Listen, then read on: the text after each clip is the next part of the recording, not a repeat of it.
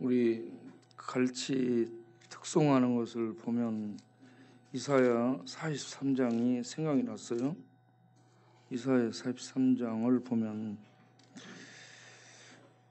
19절부터 보라 내가 새 일을 행하리니 이제 나타낼 것이라 너희가 그것을 알지 못하겠느냐 반드시 내가 광야의 길을 사막의 강을 내리니 장차 덜짐승 곧 승냥이의 타조도 나를 존경할 것은 내가 광야의 물을 사막의 강들을 내어 내 백성 내가 택한 자에게 마시게 할 것임이라. 이 백성은 내가 나를 위하여 지었나니 나를 찬송하게 하려 아멘이라. 아멘. 그래서 짐승이 찬송하는 것 같은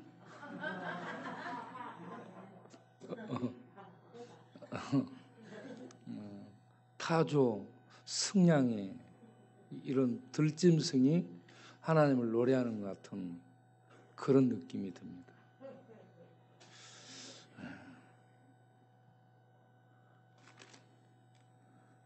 이 백성은 하나님의 백성은 하나님을 찬송하도록 하나님이 만드셨다라고 말씀합니다.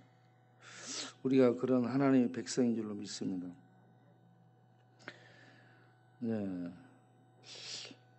오전에 예수님께서 예루살렘에 입성하게 된 그 목적을 우리가 살펴보았습니다. 예수님이 누군가?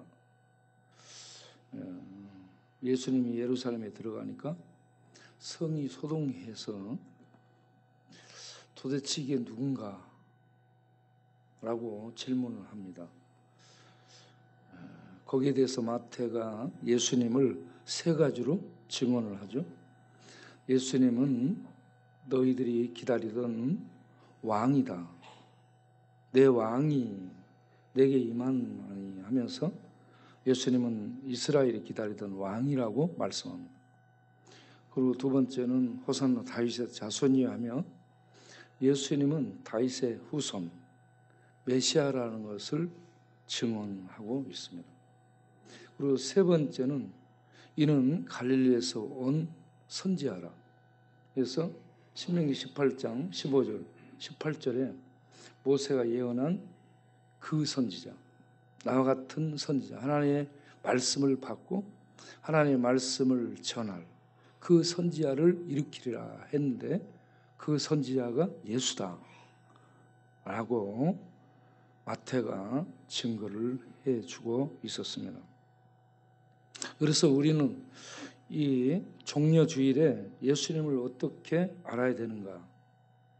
예수님은 왕으로 들어가신 분이고 예수님은 이스라엘이 기다리던 메시아로 오신 분이고 예수님은 그들이 무시를 했는데 하나님의 말씀을 하늘에서 받아 그 말씀을 전하고 그 말씀을 이루는 그 선지자로 오셨다는 것.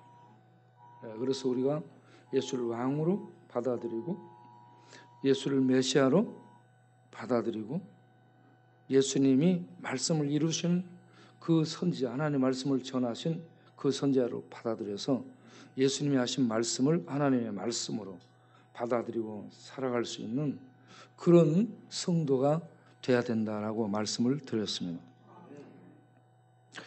오늘 저녁에는 예수님이 이제 갈릴리에서 떠나 유대 지경을 지나 여리고를 거쳐 벳바게를 지나서 예루살렘에 들어가죠.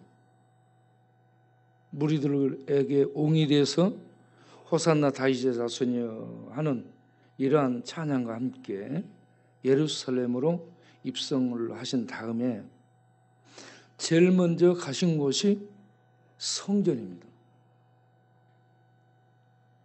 예수님께서 그들 학교로 가서 강의를 하거나 그러지도 않고 예수님께서 이 율법사 서기관들을 만나 변론하지도 않고 왕궁에 가서 왕에게 무슨 가르침을 전하거나 그러지 않고 성전으로 가십니다. 성전은 이스라엘을 지탱하는 가장 중요한 그러한 하나님의 임재를 나타내는 곳이었죠. 하나님이 임하여 계시는 곳, 하나님이 그 백성을 만나주시는 곳, 하나님이 그 백성의 죄를 제사를 통해 용서해 주시는 곳, 사제의 은총, 자비가 성전을 통해서 이스라엘에게 베풀어지는 곳, 그곳에서 하나님의 죄인을 만나 용서해 주시고 하나님의 율법을 풀어서 그 백성들을 가르치고 양육하며 그 백성들이 하나님의 말씀을 받아 하나님의 백성다운 하나님의 거처가 되도록 성전을 통해 하나님의 통치가 이루어지는 그러한 곳인데, 이스라엘의 중심이고 핵심인 이 성전으로 예수님이 들어가 있습니다. 예수님이 이스라엘 백성들이 가장 중요하게 이스라엘의 존재의 근거가 되는, 삶의 기반이 되는 성전과 이스라엘은 뗄래야 뗄 수 없는 이런 불가분의 관계에 있는 백성인데, 그 백성들이 그렇게 신성시 여기고 그 백성들의 존재를 존립시켜주는 이 성전, 이스라엘에만 있는 성전입니다. 다른 어느 나라에도 없는 성전입니다. 그 백성을 특별하게 만들어주는 성전, 그 거룩한 성전으로 예수님이 들어가셔서 제사를 드리거나 예배를 드리거나 제사장을 찾아서 상담을 하거나 그러지 않고 채찍을 만들어서 휘둘러 엎어버리고 장사하는 사람을 내쫓고, 이건 정말 뜻밖의 행동을 하게 됩니다. 여기에서 예수님이 내쫓은 사람들이 장사하는 사람들만 내쫓는 게 아니고 파는 사람과 사는 사람을 동시에 내쫓습니다. 그런데 이 파는 것이 왜 이런 일이 있게 됐는가? 그러면 그 이유를 알아봐야 되는데, 그게 신명기 16장 16절을 보면 유대의 남자들은 말이죠, 1년에 3차례 하나님을 뵈러 올라가야 돼요. 성전에. 그 절기가 유월절, 그리고 칠칠절, 그리고 가을에는 초막절. 이 세 절기에는 유대의 남자들은 하나님을 뵈러 올라가야 되는 겁니다. 그래서 1년에 3번은 올라가야 돼요. 그러면 3번을 하나님의 이 백성 이스라엘이라는 이 정체성을 가진 사람들은 로마나 헬라나 이집트나 이디오피아나 어디 먼 다른 나라의 바벨론이나 이런 먼 나라에 있다 할지라도 이런 절기 때 하나님을 뵙기 위해서 성전에 올라가야 돼요. 성전에 올라가서 기본적으로 하는 게 제사 드리는 거죠. 제사를 드리는데 그 먼 데서 오는 사람들이 제사 이 제물을 가지고 올 수 없잖아요. 그래서 돈으로 가지고 와. 돈으로 가지고 와서 이게 그곳에서 관행으로 이렇게 희생 제물, 제사 드릴 희생 제물을 준비해 놓고 사서 드릴 수 있도록 허용을 해준 거예요. 그런데 어디에서 하느냐? 이방인들의 뜰에서 이런 장사가 성행되도록 관에서 제사장들의 지도하에 이게 허용이 됐어요. 그래서 그곳에서 이렇게 제물을 사서 드리게 되는데 이게 이제 제사장들과 결탁이 되고 장사가 성행되는 곳은 이익이 반드시 노림수로 남게 되고, 그래서 장사꾼들이 하는 말, 나 미친다고 하는 얘기, 믿을 수가 없잖아. 아, 이거 해봤자 믿져요. 그러니까 성전의 권력층인 제사장들과 어떤 이 장사를 하려면 권리금을 줘야 되고, 자리를 살려면 권리금 줘야 되고, 그런 이 사업을 따내려면 로비를 해야 되잖아요. 그래서 이래저래 돈을 뿌리고 써야 되고, 그러면 장사할 때 돈을 거기에 받아내기 위해서 얹어야 되고, 그러니까 이런저런 불법적인 관계가 맺어지게 됐다는 겁니다. 그렇게 해서 거룩한 제사를 드리는 데 목적이 되어야 될 것이 제사장들에 의해서 주고받는 결탁 속에 장사 수단으로 이 성전이 전락하는, 이익을 챙기는 이런 이 상업이 성행하게 되는 장소로 전락하고 말았다는 얘기입니다. 또 하나가 문제였습니다. 이스라엘 백성들은 20세가 되면 성전세를 내야 돼요. 출애굽기 30장 14절에 보면 이 성인 20세가 되면은 성전세를 내는데 반세겔로 냅니다. 반세겔을 내는데 이때 내는 성전세는 반드시 두로 동전이어야 됩니다.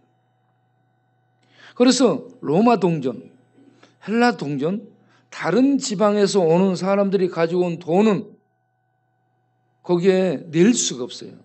그래서 환전을 해야 돼요. 돈을 바꿔야 됩니다. 돈을 바꿔야 돼요. 그렇기 때문에 이 돈을 바꾸는 환전상들이 또 있게 되는 거예요.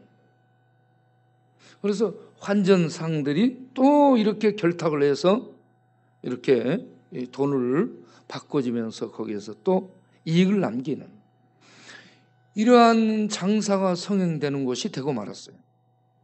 그래서 예수님이 들어가서 둘러 엎어버립니다. 채찍으로 내쫓고 환전상 통을 내 잡아 던져버리고 엎어버리고, 그러니까 이게 놀라운 이 도전이 되는 거죠. 그들에게 체제에 대한 도전이 지금 되고 있는 것입니다.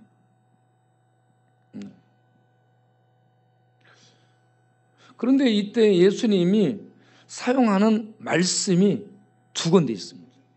예레미야 7장 11절을 보게 되면 너희가 이 성전을, 하나님의 집을 강도의 굴혈, 강도의 소굴로 만들었다라고 하나는 얘기하고, 하나는 이사야 56장 7절에 내 집은 만민의 기도하는 집이다 이렇게 얘기했어요. 하나는 너희가 성전을, 여호와의 전을 강도의 소굴, 도둑놈 소굴로 만들어버렸다라고 지적하고, 또 하나는 내 집은 했습니다. 하나님의 집이 성전이에요. 하나님이 거하시는 곳이 성전이에요. 내 집은 만민이 기도하는 곳이다.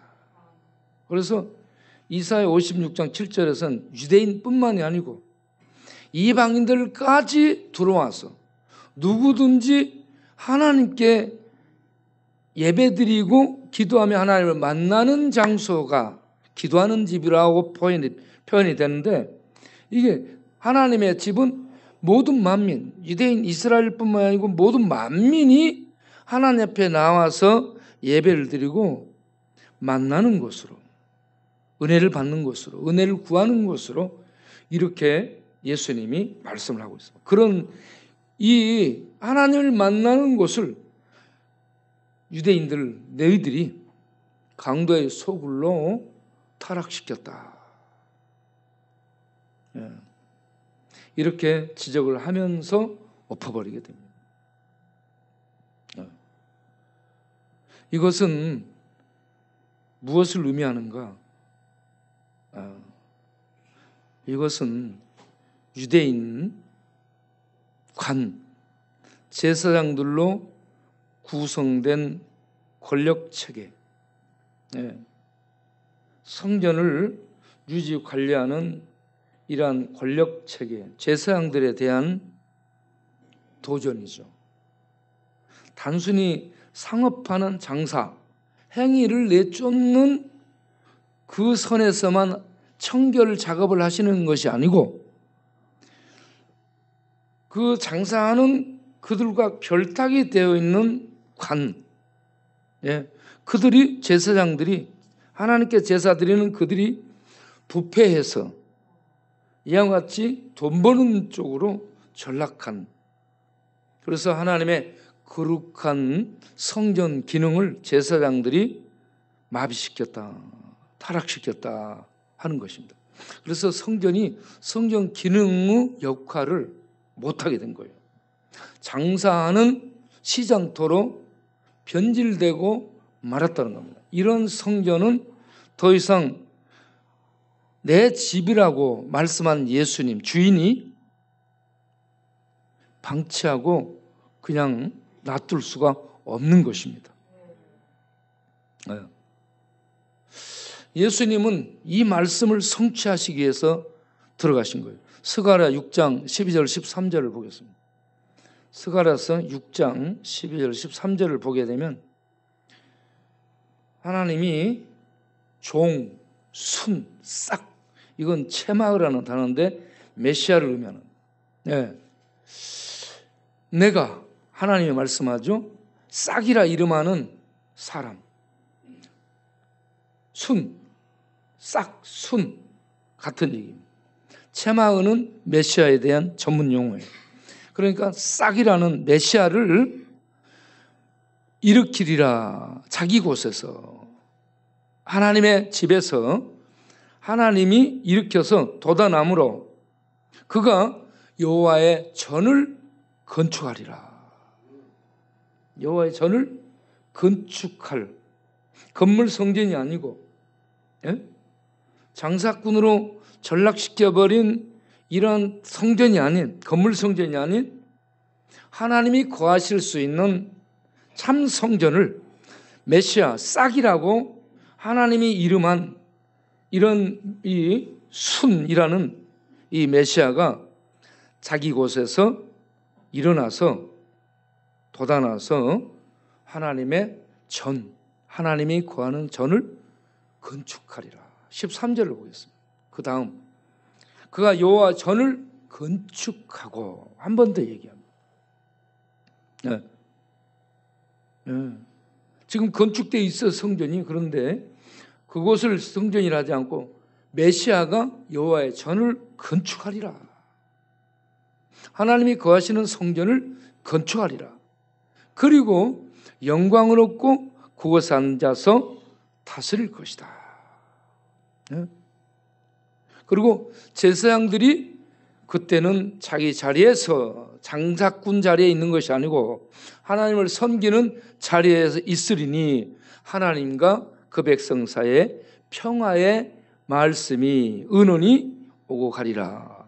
하나님의 평화가 그들에게 진정으로 있게 되는 이러한 여호와의 전, 하나님의 전을 건축한 곳에서 하나님이 앉으셔서 그 백성을 받아주시고 만나주시는, 이래서 둘 사이에 화목하고 평강이 있게 되는 이러한 참성전이 있게 되리라. 참성전을 건축하리라 하는 말씀입니다.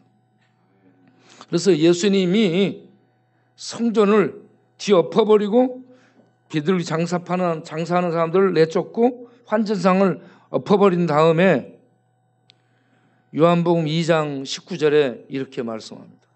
요한복음 2장 19절에 이 성전을 헐라. 이거는 헤롯 성전입니다. 헤롯이 63년 가까이 이렇게 건축하면서 이 웅장하고 화려하고 참 멋지게 짓고 있는 성전을 가리키면서 이 성전을 헐라. 내가 3일 만에 성전을 짓겠다. 그러니까 유대인들이 또 돌아버리게 되는 말씀. 예수님이 유대인들이 돌아버리게 되는 말씀만 합니다. 예, 가서 복음서를 읽어보세요. 예수님이 하나하나가 유대인 체제 전부 무너뜨리고, 예? 죄를 사해 준다고 예수님이. 아니, 제 유대인들이 듣고 그러잖아요. 신성을 모독하네? 하나님만이 죄를 사해 줄 수 있어요. 그런데 예수님은 그러잖아요. 인자가 죄를 사해 주는 권세가 있는 것을 너에게 알게 하기 위함이다. 네. 그러면서 또 요한복음 5장 17절에 아버지께서 일하시니 나도 일한다. 자기를 하나님의 아들이라고 얘기해. 돌아버리게 만드는 거예요. 예수는 갈릴리 나사렛에서 온 이 목수 아들이에요. 자기네들이 예수를 인식하는 이 지식이요. 목수 아들이 지금 갈릴리에서 온 목수 아들. 그런데 예수님이 하나님을 아버지신 아버지라면서 아버지가 일하시니 나도 일한다. 그 말은 자기가 하나님의 아들이라는 얘기예요. 친아들. 그러니까 아니 너는 요셉의 아들 목수 아니야? 이것도 유대인들이 돌아버리는 얘기예요. 돌아버리는 얘기. 그리고 너희들이 죽여라. 3일 만에 부활하리라. 부활한다고 얘기해요. 예? 제자들도 부활에 대해서 몰라. 그런데 예수님이 부활하리라라고 말씀을 합니다. 3번이나 해요. 예. 이런 유대인들이 듣고 이해할 수 없는 얘기를 예수님이 하십니다. 그리고 오늘 지금 예수님이 마지막 지상생의 마지막 일주일을 사는데 예루살렘으로 입성하면서 왕이라고 얘기하고 다윗의 후손 메시아라고 얘기하고 모세를 통해 예언된 그 선지자로 자기를 받아들이고 인식시키면서 들어가서 성전에 가가지고 성전을 둘러 엎어버리는 거예요. 둘러 엎어버리는 거예요. 그리고 이 성전을 헐라 내가 3일 만에 일으키리라 이 말씀을 하셨다고 보는 겁니다. 그러니까 이 유대 제사장 성전을 기반으로 해서 먹고 사는 제사장 그룹 그들과 결탁해서 장사해서 이걸 남기고 먹고 사는 사람들 그대로 그 체제를 편승해서 따라가는 사람들 이런 사람들에게 이게 청천벽력이에요. 이 성전을 헐라? 말이 안 되는 거죠. 그런데 또 말이 안 되는 게 3일 만에 짓겠다는 겁니다. 응? 지금 46년 동안 지어온 성전인데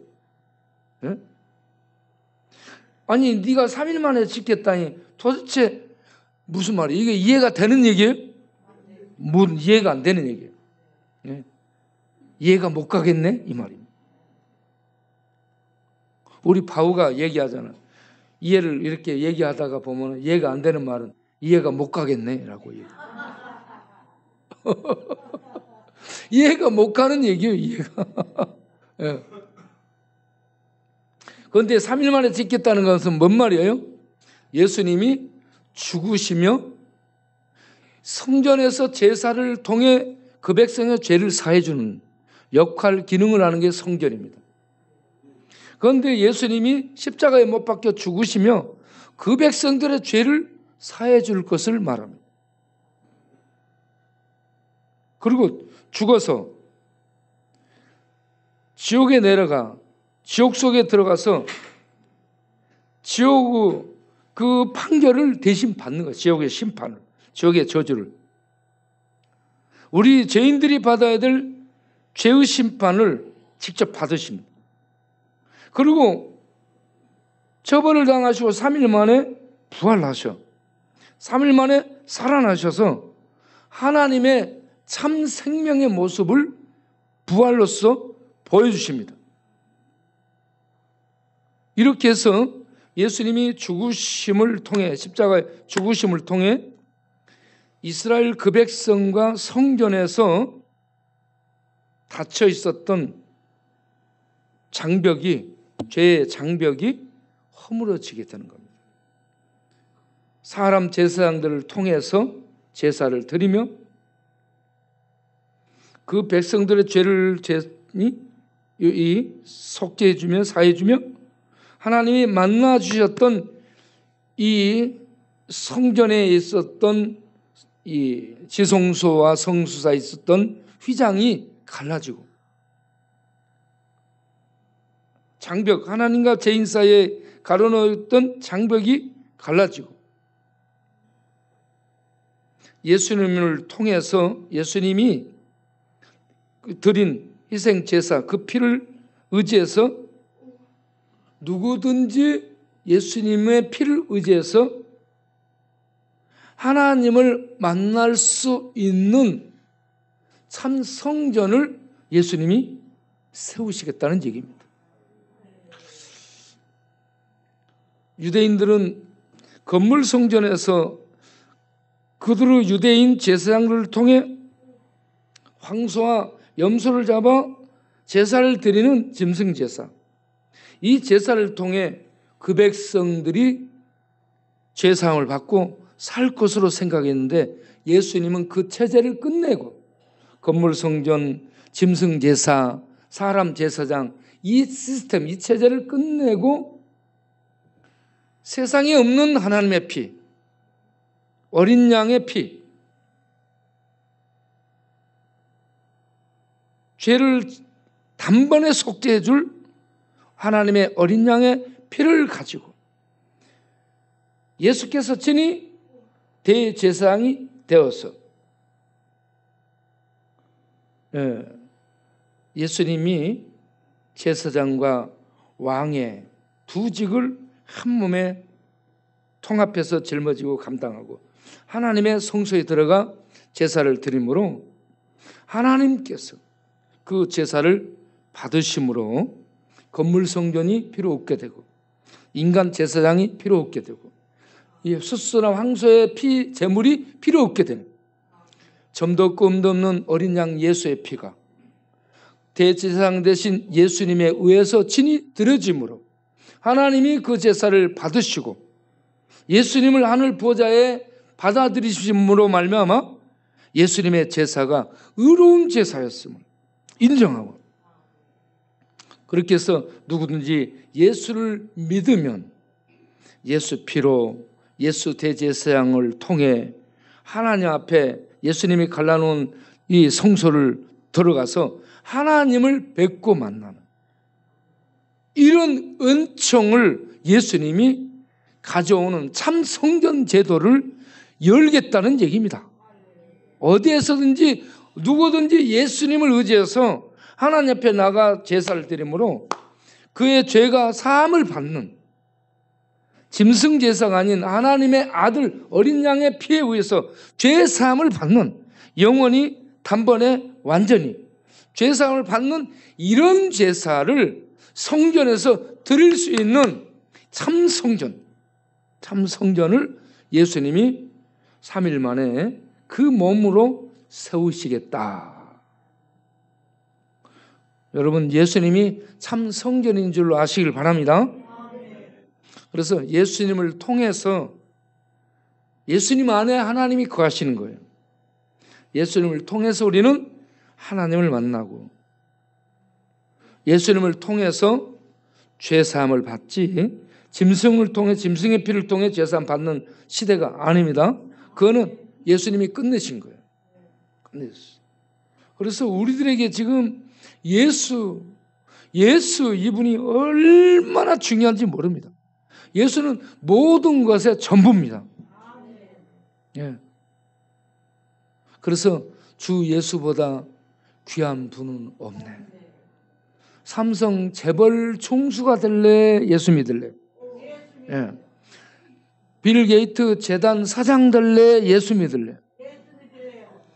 용산 청와대 대통령 될래? 예수 믿을래? 예. 나는 쪽방에 있어도 예수 믿고 하나님 백성 됐어. 하나님을 뵙는 영광을 얻고 하나님 생명에 참여하고 하나님이 오셔서 내 안에 거하시고 내가 이 땅에 있지만 천국에 들어가고 천국 생활을 이 땅에서부터 누리며 사는 이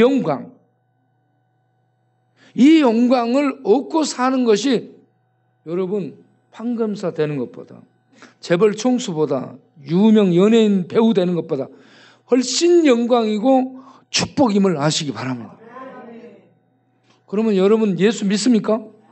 예수 믿으면 예수 피에 의해서 죄사함 받은 줄 믿으시기 바랍니다.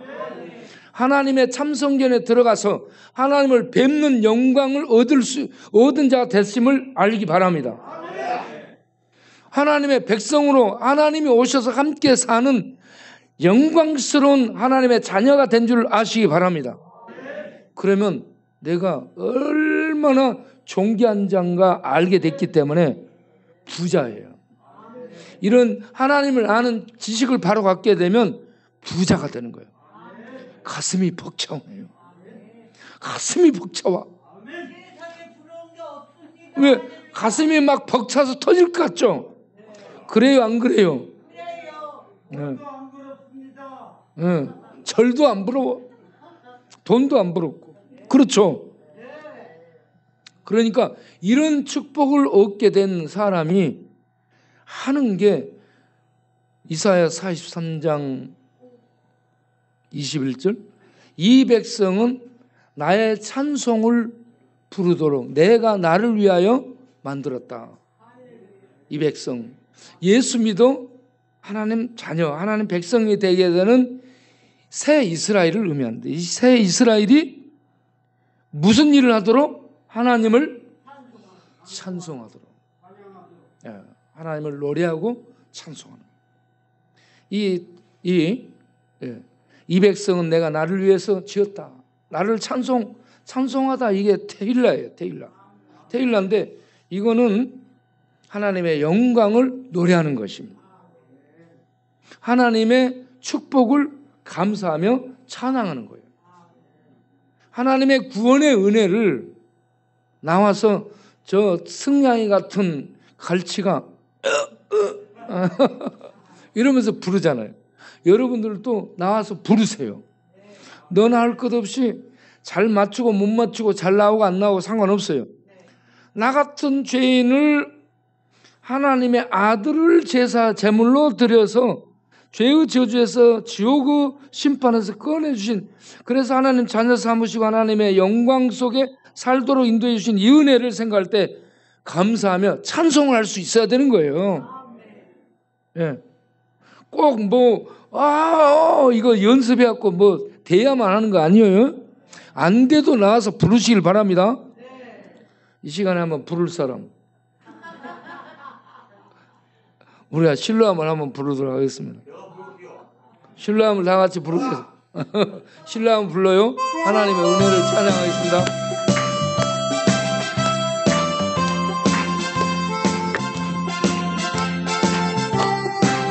자동이에요, 자동. 어두운 밤에 캄캄한 밤에 새벽을 찾아 떠난다. 종이 울리고 달이 울어도 내 눈에는 오직 밤이었소. 우리가 처음 만난 그때는 차가운 새벽이었소. 주님 마음속에 사랑이 있음을 나는 느낄 수가 있었소. 오 주여 당신께 감사하리라. 실로와 내게 주심을 나에게 영원한 사랑 속에서 떠나지 않게 하소서. 오 주여 당신께 감사하리라. 진실로함 내게 주심은 나에게 영원한 사랑 속에서 떠나지 않게 하소서. 아멘. 이제 결론을 맺겠는데요. 여러분, 이스라엘 백성들이 성전을 갖고 있었고 제사장이 제사를 통해 하나님 만나도록 은혜를 베풀었는데, 그러면서 하나님은 말씀을 통해 이스라엘을 다스리며 하나님의 처소, 하나님의 백성으로 만들어 갔습니다. 그런데 이스라엘은 거기에 부합하지를 못했습니다. 오늘날 우리들도 하나님 앞에 나와 새 성전이신 예수님을 통해 하나님 만나고 죄사함의 은혜를 입고 하나님 백성 정체성을 갖고 하나님이 오셔서 우리 안에 거하시며 우리가 하나님의 백성으로 살아가는데, 여러분, 우리가 하나님의 통치를 받아야 됩니다. 무엇으로 통치를 받아야 돼요? 하나님의 말씀으로 통치를 받아야 돼요. 왕 되신 하나님은 말씀을 통해 우리를 다스립니다. 하나님의 말씀은 히브리서 4장 12절에 살아있습니다. 운동합니다. 그래서 이거 기록된 문자인데, 이게 하나님 백성들이 성령의 조명과 인도하심 속에 보면 말씀이 살아납니다. 말씀이 살아서 꿈틀대고 하늘의 생명이 그 안에서 활동합니다. 그럼 이 말씀이 그 심령 안에 들어오잖아요. 하나님의 통치가 이루어지게 됩니다. 하나님의 통치를 받는 거예요. 이 말씀 읽어갖고 지식 쌓는 게 아니에요. 지식 쌓는 게 아니고 이 말씀이 우리 안에 들어와서 생명이 되고 하늘의 진리의 실제를 알게 해주고 진리 안에 녹아 들어가게 만들고 진리를 깨달아 진리를 따라 살아갈 수 있도록 하나님의 말씀을 통해 하나님 백성들을 다스리며 하나님의 거처, 하나님의 백성이라 하나님의 거처가 되는 것을 의미해요. 하나님의 거처가 되도록 하나님이 다스리며 양육하시며 인도하십니다.